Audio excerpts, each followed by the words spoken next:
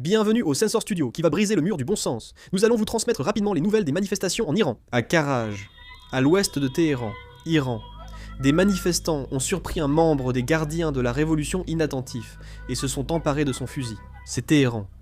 Même si les forces de sécurité commettent des massacres indiscriminés contre les manifestants à Téhéran, les gens continuent de manifester.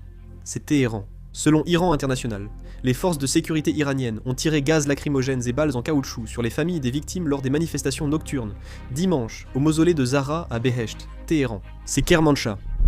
À Kermanshah, des citoyens de tous horizons participent à un rassemblement. Dans la vidéo, on peut voir des sacs noirs, ce sont tous des sacs mortuaires. Alors que les attaques contre les manifestants continuent, de nombreuses personnes ont été tuées. Selon les estimations les plus conservatrices, au moins 2000 personnes ont été tuées à travers l'Iran pendant les 2 jours des 8 et 9 janvier. Il est rapporté que ce chiffre de 2000 morts concerne uniquement ces 2 jours, et non le total cumulé jusqu'à présent. Dans la situation actuelle, l'accès à Internet étant coupé, il semble très difficile de vérifier ces informations. Mais il est vrai qu'un nombre extrêmement élevé de morts continue d'être signalé. Des images montrent les forces de sécurité iraniennes tirant sur des manifestants avec des fusils à pompe de calibre 12. Ils prennent les passants pour des manifestants et tirent sans distinction. Le prince héritier Reza Pahlavi a diffusé une vidéo affirmant que les manifestants iraniens ne sont pas seuls et que le président Trump est prêt à aider. Selon un reportage de la British Broadcasting Corporation, 79 corps ont été transférés à l'hôpital Poursina de la ville de Rasht.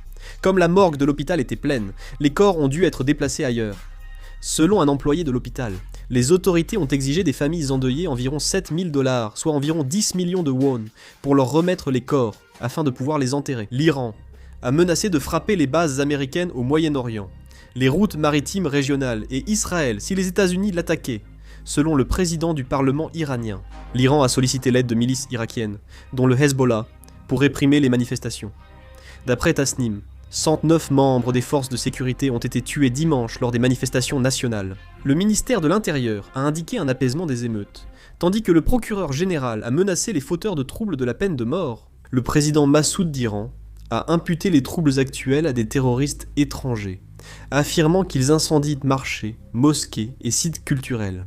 Le chef de la police iranienne, Ahmad Reza, a renforcé l'affrontement avec ceux que les forces de sécurité qualifient de participants aux émeutes, selon les médias d'État qui l'ont rapporté dimanche. Un reportage d'Iran International indique que les États-Unis, renforçant leur présence militaire au Moyen-Orient, pourraient viser l'Iran prochainement.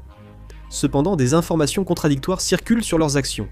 Le New York Times et le Wall Street Journal ont évoqué une frappe de Trump contre l'Iran. Mais qu'en est-il du reportage d'Axios? Le président Trump envisage des mesures pour réprimer les manifestations croissantes et affaiblir le régime iranien.